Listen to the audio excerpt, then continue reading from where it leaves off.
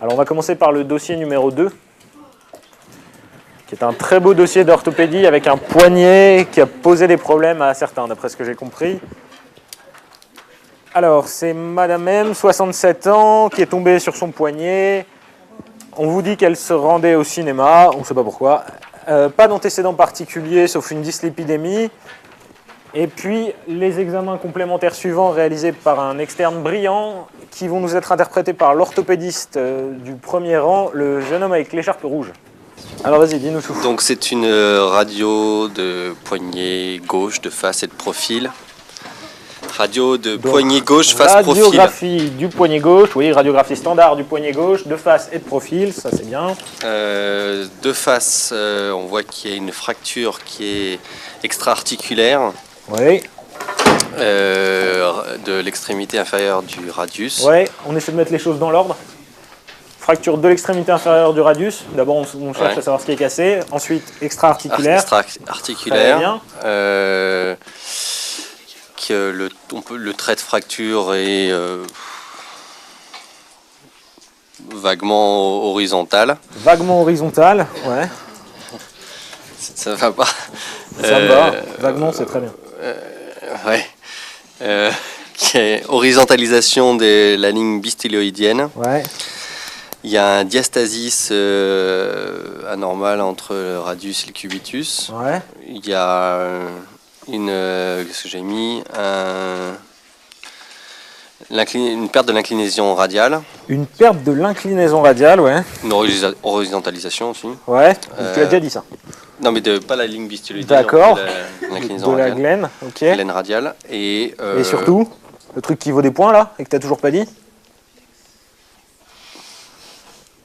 C'est sur le profil que tu me le dis, c'est ça, tu me le dis après. Oui, sur le profil, donc un déplacement de l'épiphyse radiale antérieure. Ouais. Une bascule antérieure, on dit. Ouais, bascule antérieure. Pour le poignet, on parle de bascule antérieure ou postérieure. Alors, la grande question que j'ai vu certains se poser, c'est pourquoi c'est une bascule antérieure? Comment on sait où est l'avant et où est l'arrière sur une radio de profil du poignet? Là, on voit le pouce qui est sur la gauche, donc ça définit l'avant. Le pouce définit l'avant, ouais. Pourquoi? C'est comme ça. Parce que c'est la position anatomique, c'est comme ça, d'accord? Donc le pouce est en avant quand tu es en position anatomique, d'accord? C'est par convention. Donc tu vois le pouce, la glène est basculée vers le pouce, donc c'est une bascule antérieure, d'accord? Donc les points qui cotaient, c'était fracture de l'extrémité inférieure du radius, il ne faut pas dire fracture du poignet, ça ne veut rien dire. Extra-articulaire, d'accord? À bascule antérieure. Et ensuite, vous pouviez me parler de l'horizontalisation de la ligne bistyloïdienne, de l'inversion de l'index radio-ulnaire, toutes ces choses-là. Très bien. La question 2, c'était quelle... Juste la question, pour être sûr, là, parce qu'on en a pris récemment beaucoup de fractures du poignet. Ouais, j'ai vu qu'il y en avait eu un récemment. Ouais. Et la bascule, parce que là, on voit très bien le pouce. Ouais. Quand on voit pas bien le pouce, est-ce qu'on a d'autres indices anatomiques? Non, l'avant, c'est le pouce. Oui, non, mais quand on le voit pas bien... On peut pas dire. Mais on voit toujours le pouce, plus ou moins. Hein. C'est impossible sur un profil de ne pas voir le pouce. Mais en gros, si elle est coupée là, ce qui arrive quand même, c'est ce qu'on a eu. Tu auras toujours le pouce à l'internat, d'accord? Et par rapport Et je vois la radio à laquelle tu fais allusion. Franchement, on voyait la bascule antérieure. À Hippocrate? Ouais. Non, mais ça, pour l'avoir vu, il y avait vraiment pas de doute sur la bascule antérieure de cette radio. Et donc, on regarde la glène. Tu regardes la glène, est-ce qu'elle est basculée vers le pouce ou en arrière, pas vers le pouce, d'accord? Ça correspond pas au même mécanisme traumatique, d'accord? Pour une bascule postérieure, tu tombes sur la paume de la main. Non, mais ça, je le comprends très bien, mais bon. Mais il faut que ensuite, tu regardes la glène et tu dis si elle est basculée vers le pouce, c'est antérieur. De l'autre côté, c'est postérieur. C'est tout. Mais il te faut le pouce pour trancher. Tu ne peux pas dire sur la face simplement s'il y a une bascule antérieure ou une bascule postérieure. On est d'accord. D'accord? Alors on va passer à la question suivante. Ouais. Est-ce qu'il y a un arrachement de la styloïde ulnaire? Non, elle va bien la styloïde ulnaire. Laisse-la tranquille. D'accord? Et en plus, ça ne change rien. Ça marche. Je choisis à qui je te donne le micro. Si tu veux. Donne à ça. Alors la question numéro 2, quel aspect clinique recherchez-vous? Quelles complications devez-vous éliminer en urgence? Allons-y. Et je comprends pourquoi c'était au singulier quel aspect? Il faut que je dise un seul aspect? Parce qu'on dit un aspect. tu vois. On dit pas Oui, d'accord. quels D'accord. aspects cliniques, je sais pas. Ben, d'accord. Faut pas aller chercher Faudrait le que je midi à retrouve 14h, juste quoi. Tu décris un aspect clinique. Oui, d'accord. Juste, je retrouve mon truc. Donc, une déformation en ventre de fourchette. Alors, d'abord, quand tu vas examiner en orthopédie, quelque part, il faut que tu mettes...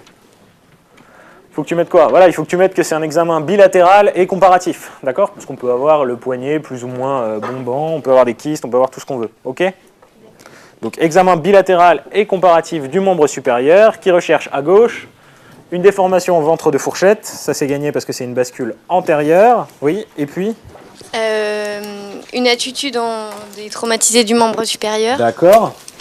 Une horizontalisation de la ligne bistyloïdienne. Ouais, le micro, tu l'as jeté? Non. L'attitude du membre supérieur, ok. L'horizontalisation de la ligne bistyloïdienne, très bien. Et le déplacement antérieur. Ouais, ça c'est le ventre de fourchette, le déplacement Ah, antérieur. d'accord. Bon, mais oui, d'accord. Le signe J'ai 2? pas d'autre idée. Non, l'autre petite chose qui manque, c'est la déformation en baïonnette, d'accord? Puisque tu as quand même une translation la baïonnette. de ta glène radiale, donc tu vas quand même avoir une déformation en baïonnette. D'accord? Mais c'était bien. Oui? Une question? Oui, vas-y, dis-la, je vais la répéter. Tu peux parler de la translation de la glène, mais en général, sur la radio, on ne parle pas trop de ventre de fourchette et de dos de fourchette. C'est plutôt des termes qu'on réserve à la clinique, d'accord? On parle de bascule sur les radios et de ventre de fourchette en clinique, d'accord? On ne mélange pas trop les deux. Ce n'est pas un mot que les radiologues utiliseraient. Baïonnette, c'est la même chose que main-botte radiale, d'accord? Ça décrit la même déformation qui est liée à la translation de la glène radiale du côté radial, justement. D'accord? Alors, les complications à rechercher, on t'écoute. Alors, une fracture ouverte. Donc, une fracture ouverte, ouais. des lésions vasculaires, donc notamment une lésion de l'artère radiale ou de l'artère ulnaire. Ouais. Une lésion nerveuse, Ouais. le nerf médian. Ouais. Et une lésion tendineuse du long extenseur du pouce. D'accord. Et Une lésion. Donc tu m'as dit une fracture ouverte, donc une lésion cutanée, ça c'est bien. Par contre, tu me dis une lésion nerveuse du nerf médian. C'est bien, mais ça fait la nana qui connaît son cours et qui n'est pas aux urgences en train de regarder le patient. D'accord? Ça veut dire qu'on n'a pas l'impression que tu es en train de l'examiner. Voilà. Ah oui, je veux bien. Donc je palpe les poux. Non, je veux que tu me le dises, mais je veux que tu l'écrives aussi. C'est ça que je veux te dire. C'est-à-dire que quand vous écrivez lésion du nerf médian, c'est bien, mais ça ne montre pas au correcteur que vous allez savoir la rechercher demain matin aux urgences, la lésion du nerf médian. D'accord? Ça montre juste que vous savez que le nerf médian, il est dans le coin. Ok? Donc pour rechercher la lésion du nerf médian, tu fais quoi? Rapidement aux urgences. Et examen de la sensibilité des 2-3 premiers doigts. Très bien. Ok. Donc, et pour rechercher la lésion vasculaire, c'est la même chose. Tu palpes? Les poux périphériques. Ouais, Enfin, les poux périphériques, ça va. Oui. Oui, le pouls radial Le et pouls le radial. pouls ulnaire. Très bien. Et donc la complication cutanée. Donc en orthopédie, c'est facile, c'est toujours peau, pouls, nerfs, donc les vaisseaux, la fracture ouverte, la grosse urgence, et puis les compressions nerveuses. Très bien. Alors, en l'absence de complications, votre attitude thérapeutique en urgence, c'est pour la voisine? Alors, hospitalisation en urgence, on met la patiente Hospitalisation en urgence, d'accord? Où ça? en chirurgie. Eh oui, en chirurgie. À jeun, pose de voie veineuse périphérique, les antalgiques par voie IV. Alors, à jeun, pose de voie veineuse périphérique, d'accord. Les antalgiques par voie IV, t'as donné quoi comme antalgique? Perfalgan. T'as écrit ou c'est comme ça maintenant que je te le demande? T'as écrit paracétamol, un Ouais. 4, Non, 3? je l'ai pas marqué. Non, il faut, d'accord? Il faut que tu dises.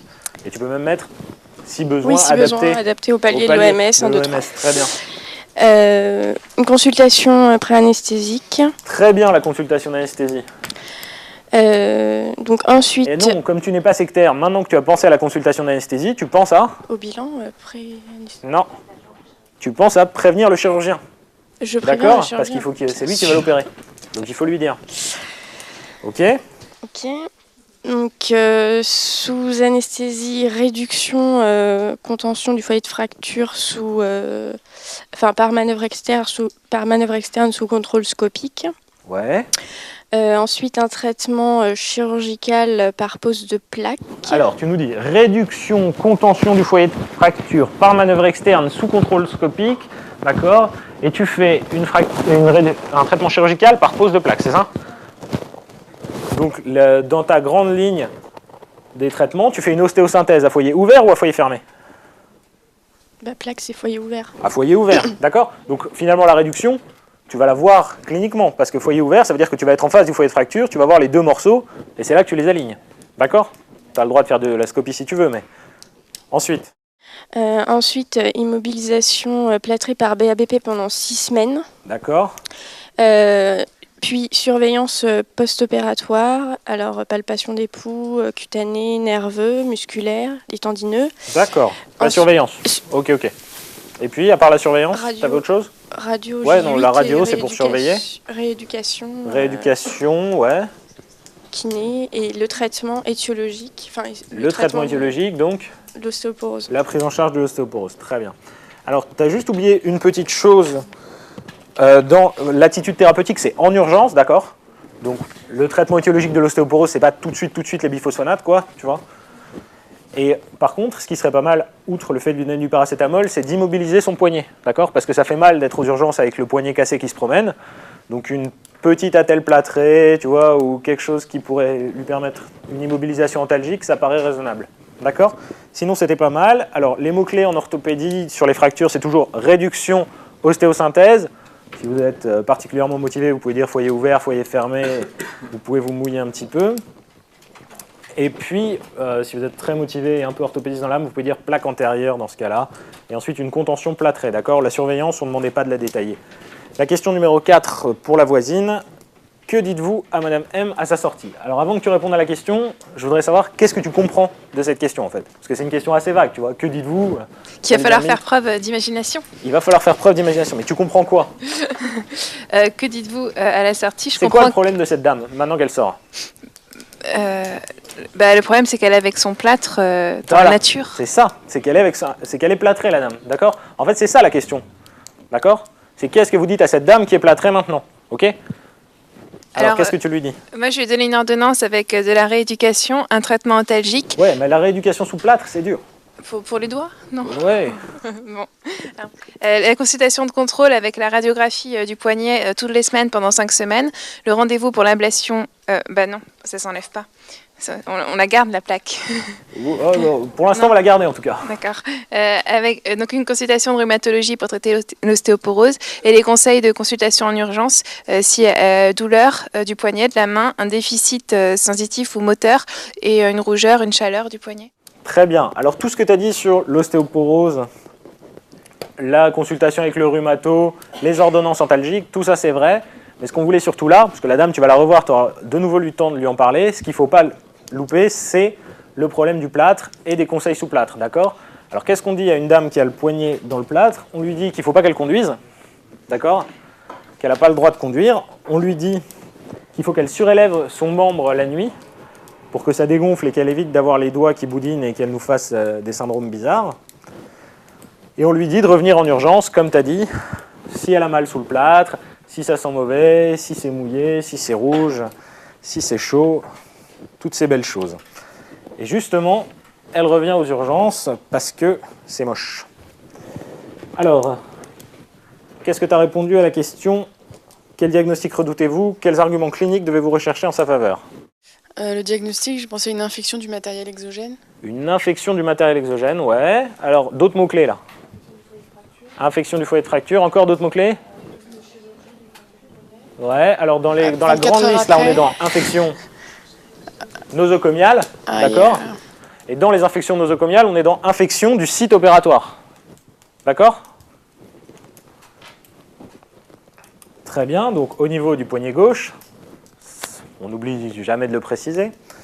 Très bien, qu'est-ce qu'on recherche? Localement, on va enlever le plâtre. On va enlever le plâtre. Pour regarder localement l'aspect, savoir si c'est sointant, s'il y a du pus. Juste un petit point. Tu commences par l'aspect local, c'est bien, mais il faut toujours commencer par le général quand tu as un patient en face de toi, d'accord? Alors, général, on va chercher une fièvre, des frissons, voilà. des signes généraux. C'est des trucs tout bêtes, mais si tu commences pas systématiquement par ça au début, tu vas l'oublier la fièvre. Et c'est débile, tu sais très bien qu'elle peut être fébrile, la dame. Je l'ai mis dans le sens inverse. Mais... faut toujours faire la même chose en tout cas, d'accord? Moi je mets toujours dans ce sens-là, ça me paraît plus logique de demander d'abord est-ce que vous avez de la fièvre avant de me jeter sur le plâtre, mais on peut faire l'inverse. Ok, donc effectivement, ensuite on enlève le plâtre et qu'est-ce qu'on fait? Donc on regarde l'aspect. On regarde et quoi? après, qu'est-ce qu'on regarde? Le foyer de fracture. On regarde le foyer de fracture, c'est dur. Enfin, La cicatrice. La cicatrice. Voilà. Parlons comme des chirurgiens, soyons fous. On regarde l'aspect de la cicatrice. Et alors qu'est-ce qu'on cherche? L'aspect, savoir si c'est œdémacié, Ouais. érythémateux, Ouais, alors- inflammatoire, si c'est suintant. Inflammatoire, très bien. Si c'est suintant, très bien. On t'a dit que le plâtre S'il il y a de était la souillé, nécrose. donc il y a sans doute un écoulement, d'accord? On recherche un écoulement purulent, d'accord? Les berges inflammatoires, la désunion cicatricielle, d'accord? C'est pas la même chose. Si vous avez la cicatrice qui est complètement désunie avec la plaque à l'air, c'est quand même un bon signe qu'il y a quelque chose qui ne va pas du point de vue infectieux. D'accord? Et puis, qu'est-ce qu'on peut chercher d'autre? Et ben, je regarde une douleur à la mobilisation et on refait Ça, l'examen. c'est fracturé, donc elle aura mal à la mobilisation a priori. Une collection, d'accord? Il faut voir si elle n'a pas un abcès, il faut voir si elle n'a pas des signes locaux régionaux d'infection, d'accord? Des adénopathies, des traînées de lymphangite, des choses comme ça. Ok? Examen neuro et vasculaire, on le refait pas, c'est pas. Tu peux refaire l'examen neuro-vasculaire, mais a priori, elle vient pour ça. Si tu veux, tu n'as pas tellement d'inquiétude sur son artère ou son nerf médian. D'accord? Très bien. Alors, est-ce que le voisin deux rangs devant, avec le pull noir et rouge, peut nous dire quels examens prescrit-il en urgence, s'il en prescrit? Alors, lis-moi exactement ce qui est marqué sur ta feuille, hein. Mot à mot. Ouais, mot à mot. Comme si on était à l'école. Donc j'ai mis que c'était une urgence, il faut l'opérer dans les 6 heures, quoi, même le plus vite possible. Ce n'est pas la question. D'accord. Et donc j'ai prescrit des examens quand même. J'ai prescrit donc des Ça hémocultures. veut dire que tu n'as pas mis oui? Quoi? T'as pas mis oui? Oui, j'ai pas. Tu as mis oui? Non, non, prescris. j'ai pas mis oui. T'as pas mis oui? Prescrivez-vous, Oui, non. ou non? D'accord? Donc oui. C'est pas la peine d'écrire oui, je prescris, on a compris, tu mets juste oui. Ok? D'accord. Alors oui, et tu prescris quoi? Donc je lui ai fait des émocs, Des si elle avait de la émocs, fièvre. ouais. J'ai fait des prélèvements bactériologiques locaux. Super, ça paraît un peu plus relevant que les émocs dans ce cas-là. Faut mettre les émocs, hein, parce que c'est l'internat et tout, mais les prélèvements bactériaux locaux, ça me paraît le plus important. Voilà. Ensuite, j'ai Alors, regardé quand on prescrit de la bactério, on dit avec antibiogramme, Ouais, avant avec l'antibiothérapie. examen direct et mise en culture pour la réalisation d'un antibiogramme. D'accord. Et ensuite, je lui ai fait une radiographie de poignet, de face et de profil. Très bien, ça c'était une bonne idée de refaire la radio du poignet à cette dame. Et puis c'est tout? Un petit peu de pu, un petit peu de radio de poignet et pas de petit NUM CRP pour suivre l'infection? Si, ouais, voilà. une Ouais, ça paraît bien aussi. Ça paraît légitime, très bien. On passe à la question 7. Donc votre diagnostic est confirmé, la voisine de devant qui s'endort gentiment. Quel traitement mettez-vous en place? Pareil, exactement ce qu'il y a sur ta feuille, d'accord? C'est pas pour t'embêter, c'est juste parce que c'est ça que le correcteur va lire. Alors, après les prélèvements bactériologiques, alors c'est pas trop dans l'ordre, hein. Donc hospitalisation, pose d'une voie veineuse périphérique. D'accord, alors hospitalisation, il manque des trucs. Il y a Hospitalisation en chirurgie. Ouais, en urgence, En urgence. pas la semaine prochaine. Ok? Il faut qu'il y ait marqué quelque part que c'est une urgence, d'accord? Hospitalisation en urgence, en chirurgie, très bien. Ensuite, antibiothérapie probabiliste. Doucement. Qu'est-ce qui vient tout de suite après la petite case, normalement, hospitalisation en chirurgie? Si on veut, tu vas toujours avoir le même plan Mise en condition. pour pas se planter, voilà. Mise en Pose condition, d'une après, voie ça veineuse continue. périphérique. Ça sert à rien d'écrire mise en Agen. condition, il n'y aura jamais de point, je pense, là-dessus. Bah, Pose d'une voie veineuse périphérique, si tu veux. Agen. Très bien. Et puis, on rejoue comme tout à l'heure, exactement la même. Et puis consultation d'anesthésie, Voilà. bilan préopératoire. Une année à l'internat, 2 questions où il faut opérer la patiente ou appeler le chirurgien. C'est coté 2 fois appeler le chirurgien. C'est coté à la première et à la suivante. Donc, appeler le chirurgien, ça rapporte des places. Et ensuite, antibiothérapie Ouais. probabiliste. Antibiothérapie probabiliste, ouais. Double bactéricide contre les germes cutanés. J'ai mis. Ouais. Euh, Double synergique bactéricide, super. Les germes cutanés, et là particulièrement, il y a un mot qui doit apparaître. Ouais, le staph d'aurémétière, le SARM, c'est une infection nosocomiale, d'accord? C'est les méchants docteurs. Ensuite, le type d'antibiothérapie, moi j'avais proposé bêta-lactamine aminoside, je sais Ouais. pas si c'est ça. En alors IV. comme on tape le SARM, tu vois, si on doit se lancer dans un... Ouais, Vanco. vancomycine. Ok, Puis secondairement adapté aux germes retrouvés, très bien. avec un relais Péros à 48 heures de disparition des signes d'infection, pour une durée de 6 semaines. D'accord. Mais alors, en fait, je comprends pourquoi tu n'as pas appelé le chirurgien. Si, Ah bon. mais parce que je savais pas si tu voulais mettre avant. Ensuite, Parce que normalement, on va d'abord l'opérer, faire les prélèvements et débuter l'antibiothérapie ensuite. tu D'accord, vois. donc, on aura les meilleurs prélèvements en péropératoire. Alors, au bloc opératoire, ablation du matériel d'ostéosynthèse et analyse bactério, mise en culture du matériel. Ouais, très bien. Et puis, Voilà. c'est tout? Et Hop, puis, on ferme, on s'en va? Bah, je sais pas si on remplace pas le matériel tout de suite. Alors, qu'est-ce qu'on fait? Quelqu'un a une On idée? fait un lavement. Parce que c'est cassé quand même. Hein. Un foyer, un fixateur externe, ouais. C'est ça. Donc ça paraît une bonne indication de fixateur externe. Très bien. Donc c'était ça l'idée, d'accord? L'hospitalisation en chirurgie, tout ce qu'on a dit sur la mise en condition, même si ce mot-là ne vaut rien. Ensuite, traitement chirurgical. Quand vous dites traitement chirurgical, par exemple dans les causes infectieuses comme ça, ou que ce soit pour une appendicite ou une salpingite un peu compliquée, il faut toujours dire, premier temps, exploratoire, d'accord? Bilan des lésions et réalisation des prélèvements bactériologiques, d'accord? Ensuite, on fait sans doute la dépose du matériel d'ostéosynthèse, on l'envoie en bactériaux. On s'assure de l'ostéosynthèse par un autre moyen, parce que remettre une plaque dans le pus, ça ne paraît pas une super idée. D'accord? On lave le site opératoire, et puis on fait une contention. Et l'antibiothérapie, comme tu as raconté, avec ensuite la surveillance. Très bien. Alors, la question numéro 8, pour la voisine de devant. Les mesures... Ouais, vas-y. À la radio du poignet, on va chercher quoi? Alors, à 24 heures ou à 48 heures, tu vas rien trouver de formidable. Bah oui, on peut avoir un déplacement secondaire favorisé par l'infection ou par toute autre chose. Si tu veux, elle revient, elle a le poignet dans un sale état, c'est légitime de lui refaire une radio. D'accord? Et à quelques jours, si on la voit plus tard, on peut voir quoi? Pour avoir des signes vraiment d'infection osseuse sur la radio, c'est plus en termes de semaines qu'en termes de jours. D'accord? Alors, maintenant, comment est-ce qu'on fait pour que ça ne se reproduise pas, l'infection? Donc, alors, un traitement, je pensais que c'était pour le prévenir avant, en fait. Oui, c'est pour prévenir avant. Ouais, donc, faire un traitement chirurgical en asepsie, éviter, respecter les contre-indications lors d'une ouverture cutanée, de pas fermer. Elle veut dire que quand il y a une fracture ouverte, si elle est ouverte depuis trop longtemps, on ne la referme pas nécessairement. Voilà, si c'est inférieur ou supérieur à 6 heures, selon la classification de Cauchois. Surveillance rapprochée, et voilà. D'accord. La surveillance rapprochée, ça ne prévient pas tout à fait, d'accord? Mais c'est pas mal. Donc en fait, pour prévenir les infections nosocomiales, ou les infections du site opératoire en général, à l'hôpital, il y a plusieurs moyens qui sont mis en place, ok? Il y a tout ce qui se fait avant la chirurgie, d'accord? Alors tout ça, c'est la préparation du malade, ok? Le nettoyage et la désinfection de la salle, le lavage des mains, les vêtements du chirurgien, tout ça, ok?